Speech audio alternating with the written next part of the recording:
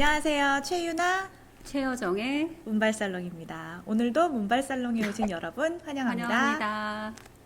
벌써 네 번째 그렇죠. 촬영이죠? 그렇죠. 네. 자주 보니 반갑네요. 네, 요즘에 가장 많이 쓰이는 접두사가 뭘까 생각해 봤거든요. 저는 우리나라 말이 아니지만 K인 것 같아요. 맞아요. K-뷰티, K-방역, K-유교 정말 다양하게 쓰이고 있는데요. 그야말로 K-열풍의 시대입니다. 어디에든 다 K를 붙이면 말이 되잖아요. 맞아요. 그러니까 정말 전 분야에서 한국이 뭔가 선두를 하고 이끈다는 게 저는 지금 이 상황들이 제가 성장했을 때는 끊임없이 뭔가 선진국과 비교를 하면서 우리는 뭔가 부족하니 맞아요. 끊임없이 추격을 해야 된다라는 어떤 이런 상황 속에서 살다가 뭐 예를 들어 얼마 전에 그 기생충이 네. 뭐 아카데미랑 칸 영화제를 다 휩쓴다거나 아니면 BTS가 저 콜드플레이 너무 좋아하는데 콜드플레이랑 같이 등장해서 심지어 한국말로 노래를 하고 있고 맞아. 그러니까 이런 상황들을 보면 맞아요. 정말 어리둥절하기 짝이 없고 이게 믿기지가 않는 거예요. 정말 이게 약간 실화인가? 뭐 이런 생각이 들 맞아요. 정도로 저는 언론사에 다니다 보니까 아무래도 그런 걸 기사로 체감을 하는데요. 예전에는 무언가 이제 사회 제안을 할 때 일본 예시, 미국 그렇죠. 예시 가져와 맞아요. 라고 데스크가 주문을 많이 하셨어요. 근데 이제는 그 주문의 양이 현저히 줄어들었습니다. 어떤 뭐 예를 들어 예전에는 뭐 자연재해가 일어나더라도 뭐 홍수든 뭐 이런 게 일어나더라도 이웃나라 일본은 이렇게 맞아요. 대처하는데 뭐 이렇게 나오는 게 일상이었잖아요. 그렇죠. 맞아요. 뉴스에서도. 그런데 지금은 사실 뭐 K 방역으로 우리의 기준이 뭔가 맞아요. 세계인들이 따라오는 지경까지 됐으니 정말 그 한국이 자랑스러운 요즘이에요. 그렇죠. 네. 그런데 그 K라는 접두사가 꼭 긍정적으로 쓰이지만은 또 그렇죠. 않잖아요. 예컨대 뭐 K 장녀라든지 좀 한국만의 특수성인데 좀 뭔가 받아들이기 좀 싫은 K 장녀는 뭐예요? 저 K 처음 장녀 들어봤어요. 처음 들어보셨어요? 네네. 이게 그 한국만의 특수성인데 이것도 이 K 장녀는 뭔가 내 밑에 동생들이 잘 되기 위해서 내가 다 가장 희생하고? 잘 돼야 되고 일단 본보기가 되기 위해서 잘 돼야 음. 되고 또 동생들을 또 돌봐야 되고 이런 무게감과 의무감에 짓눌린 어떤 장녀를 얘기하는 거거든요. 그런 약간 나쁜 쪽으로 쓰이기도 해요. 그래서 저는 오늘 작가님한테 질문을 하나 준비했습니다. 네. 만약에 K 뒤에 땡땡을 붙인다면 뭘 한번 붙여서 조어를 만들어 보고 싶으세요? 생각해 본 적이 없네요. 하나는 다 요새 그렇군요. 너무 많은데 다 사실 K가 어디다 붙어서 붙여도 네네. 말이 되는데 뭐가 있을까요? 저는 이거를 생각해봤어요. K 존대를 생각해봤거든요. 우리가 커피 나오셨습니다. 10분 뭐 더 기다리시면 됩니다. 약간 이런 식으로 굉장히 커피 나오셨습니다. 커피 나오셨습니다. 너무 많이 이상한 하잖아요. 말이잖아요. 근데 또 정작 존댓말을 해야 될 때는 반말을 하는 순간도 많잖아요. 그래서 이 되게 뭐랄까 오묘하게 기분 나쁜 K 존대.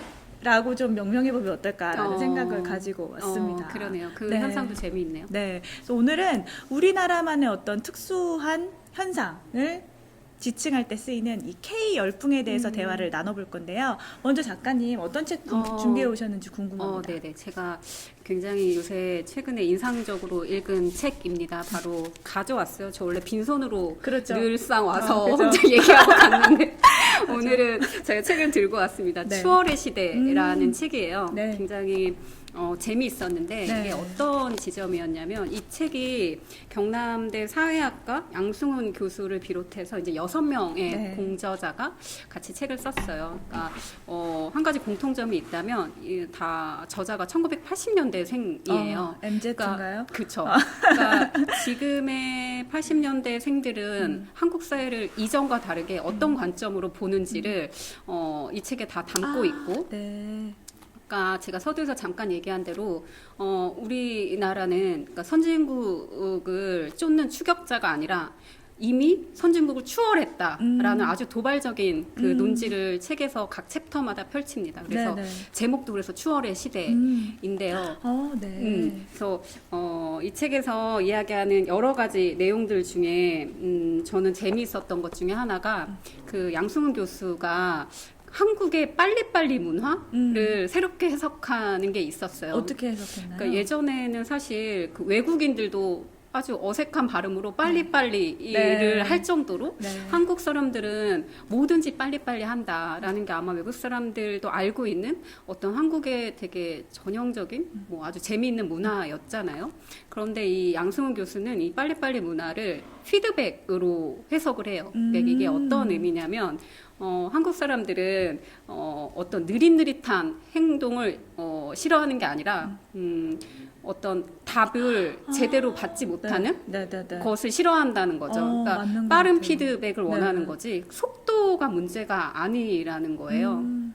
예를 들어 저는 이런 생각을 했거든요. 뭐 보통 저희가 아주 기획안을 새끈하게 잘 만들어서 부장님께 가져가면 어떤 부장님은 그냥 그걸 우리 표현으로 그냥 뭉개고 계시는 거예요. 답을 그러니까 안 답을 주시죠. 안 주시는 맞아. 거죠. 좋다 나쁘다. 그렇죠. 차라리 지금 이게 나쁘니 보완을 해라라는 빠른 피드백이 온다면 그거를 계속 수정 보완하면서 어떤 결과물을 낼 수가 있는데 맞아요. 그냥 답을 안 주시는 이 아무런 피드백이 없으면 정말 답답하게 짝이 없는 거예요. 그러니까 우리는 느릿느릿한 속도의 문제가 아니라 어떤 이런 피드백이 없는 답답함을 한국 사람들이 싫어했고 네. 그래서 이 빨리빨리 문화가 오히려 우리 사회를 아주 완성도 있는 어떤 그 원동력으로 본다는 게 네. 굉장히 저는 재미있었어요. K 피드백이네요. 역시 정말 역시 기자님이십니다. 바로바로. 지금 말씀을 듣다 보니까 그런 지점도 있는 것 같아요.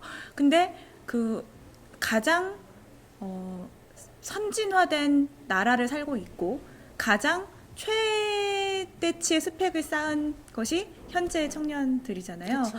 그럼에도 불구하고 안정성, 삶의 안정성은 그 어느 때보다 떨어져 있다고 네, 볼 수 있잖아요. 맞아요. 네. 그 간극에서 되게 현 시대 청년들의 뭐랄까 고통이 가중되는 것이 아닐까 그런 생각도 갑자기 드네요. 그렇죠. 네. 그래서 아마 여러 가지 지금 MZ 세대들의 고민이나 문제에 대한 어떤 책이나 이야기들이 계속 나올 수밖에 없는 것 같아요. 왜냐하면 국가는 어느 시대 때보다 맞아요. 문화적으로 네. 경제적으로 부유하고 네. 성장했는데 그렇죠. 근데 그 사회 구성원으로서 사는 그 일원에게는 그런 혜택이 돌아오지 않는 느껴지지 거죠. 않는 거죠. 네, 네. 맞아요. 오히려 더 경쟁이 심해지고 힘든 상황 속에서 살고 있기 때문에 아마 여러 가지 논의가 바로 이 간극에서 나오지 않나라는 생각이 그러네요. 들더라고요.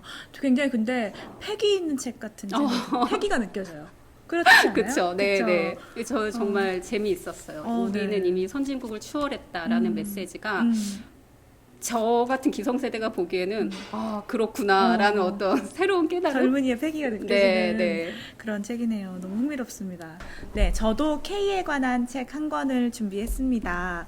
부동산은 어떻게 여성의 일이 되었나? 라는 제목의 책인데요. 이 책 보면 이게 K랑 무슨 상관이야 하실 수도 있을 것 같아요. 사실 부동산 문제는 우리나라 문제만은 아니잖아요. 홍콩도 그렇고 그렇죠. 사실 엄청나게 폭등하는 이런 부동산 문제로 고뇌하는 국가의 국민들이 참 많은데 그럼에도 저는 약간 짐작이 돼요. 왜 K랑 연결되는지. 한번 맞춰주시죠. 왜냐하면 뭐 이런 거 아닌가요? 그러니까 그 뭐 7, 80년대 아파트 재개발 붐과 부동산 투기를 이끌었던 약간 비하하는 발언 같기도 하지만 복부인이 맞아요. 이에 대한 얘기가 아닐까. 맞습니다. 이게 그 K 복부인이라는 생각을 해봤어요. 근데 네, 이 뭐냐면은 그 복부인이라는 단어를 제가 영어로 검색하면 뭘까? 영어로 뭘 것 뭐예요? 같으세요? 없습니다. 그래서 이게 특수한 그럴 수 현상이다라고 있겠네요. 확신을 좀 하게 되었고요. 보통 부동산 관련한 책은 뭐 재테크서가 많죠. 그런데 이 책은 부동산과 젠더를 이렇게 엮어냅니다. 그래서 이 한국의 특유한 그 가부장제와 어떤 그 문화가 부동산과 연관되었을 때 어떤 결과물이 탄생했는지 그런 얘기를 하고 있고요.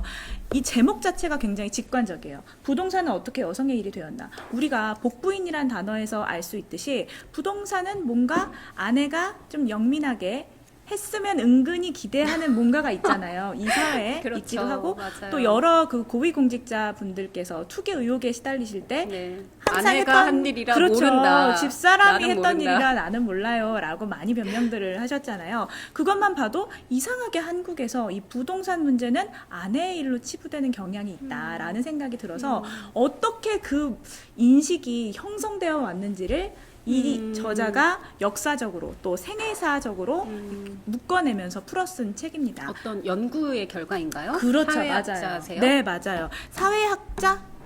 사회학자, 여성학자라고 표현하는 것이 더 맞을 것 같고요. 저자는 최시현 교수이고요. 연세대학교 국학연구원에서 학술 연구 교수를 하고 계시고 여성학 네네. 박사를 받으셨어요. 그래서 젠더 문제랑 같이 맞아요. 엮으셨군요. 젠더의 프리즘으로 봤을 때 이 부동산, 이 부동산이 또 우리나라의 여러 가지 문제와 연관되어 있잖아요. 예컨대 교육 문제라든지 뭐 계급 문제라든지 불평등 문제라든지. 근데 여기서는 이 부동산이 성별 어떤 역할 분리의 결과이자 또 원인이 됐다라고 이제 진단을 하고 있는 책이고요. 왜 여성의 일이 된 거예요? 저도 왜 이게 요즘 너무 궁금하죠. 궁금한데 저도 되게 보통은 궁금했어요. 이 부동산이라는 게 굉장히 큰 돈이 들어가는 그렇죠. 집안에서 이제 중요한 결정을 내릴 텐데 가장 큰 우리나라처럼 소비. 가부장제인 맞아요. 나라에서는 남자가 결정을 할 것 같은데 왜 여성의 일이 된 거예요? 그 너무 궁금하시잖아요. 1950년대 이제 전후부터 시작을 해보면은 그때부터 이제 남성은 일하고 여성은 집에서 가정을 꾸리는 가정을 돌보는 어떤 성별 역할 분담이라는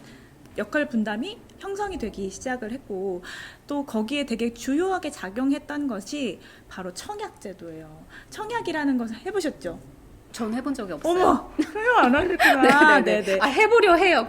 해보세요. 그래서 청약의 월드를 보고 정말 네. 이거는 어떤 법학 공부하는 것보다 더 힘들다. 굉장히 어렵고 복잡한 네, 그런 네. 세계인데 청약이라는 것은 결국에 가게가 알뜰살뜰 가게를 꾸려서 여유 자금이 남아서 그걸 이제 청약에 넣는 그런 저축의 역할도 하잖아요. 근데 가게를 알뜰살뜰 이렇게 가게 경제를 운용하는 것은 여성의 몫이었잖아요. 그래서 여성과 청약제도가 굉장히 긴밀하게 맞닿아 있는 측면이 생긴 거죠. 그리고 약간 남성들은 경제활동하고 바깥일을 하느라 소위 바깥일을 하느라 굉장히 바쁘기 때문에 여성들은 자신의 가정을 중산층 계급으로 올리기 위해서 여러 가지 전략을 강구하는데 그 중에 하나가 부동산이고 또 하나는 뭐 교육이고 이런 내용을 담고 있어요.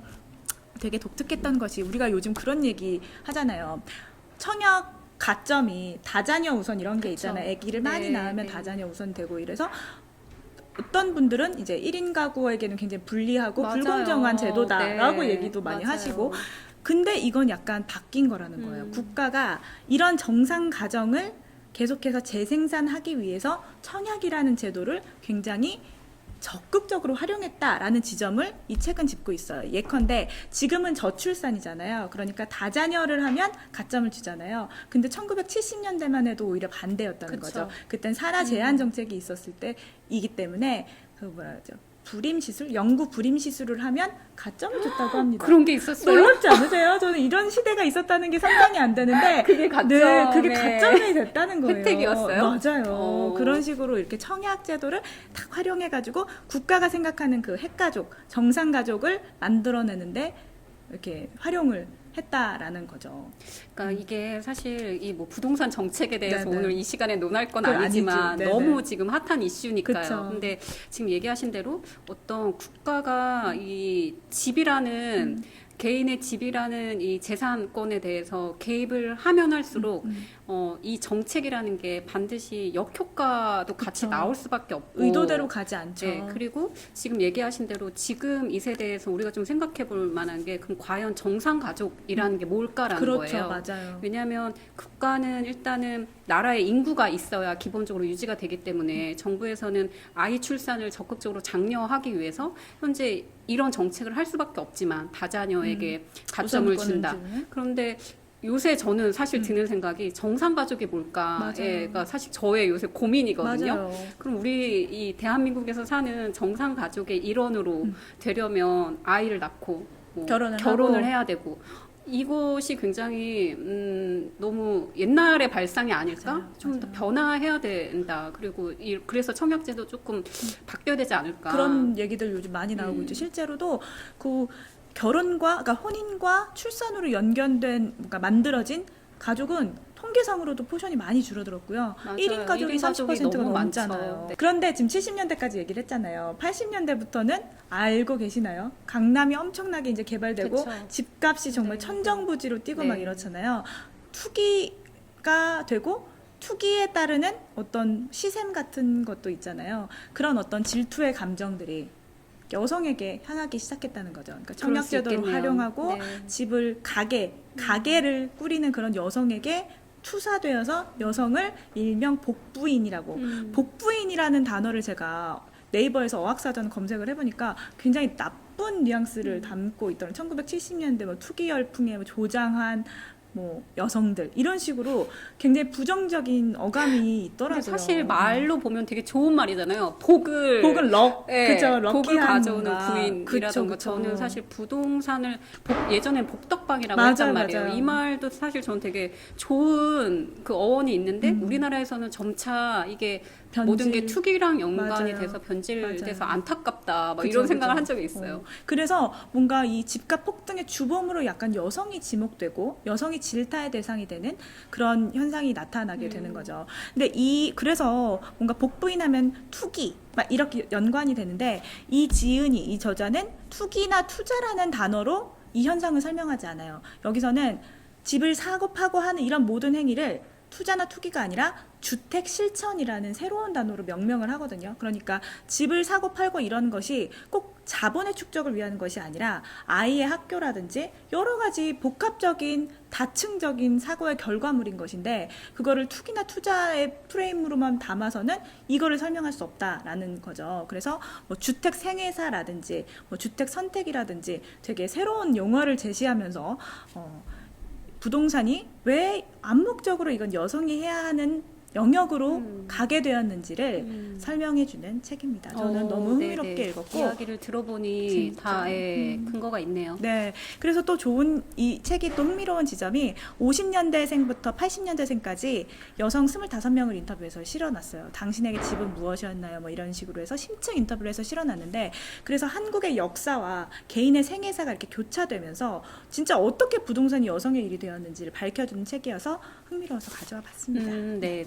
저도 집이 없는 저로서는 여성의 일을 제대로 못한 건가 이런 생각이 들면서 한번 참고 삼아 읽어봐야 네, 되겠습니다. 한번 읽어보시면 좋을 것 같아요. 네.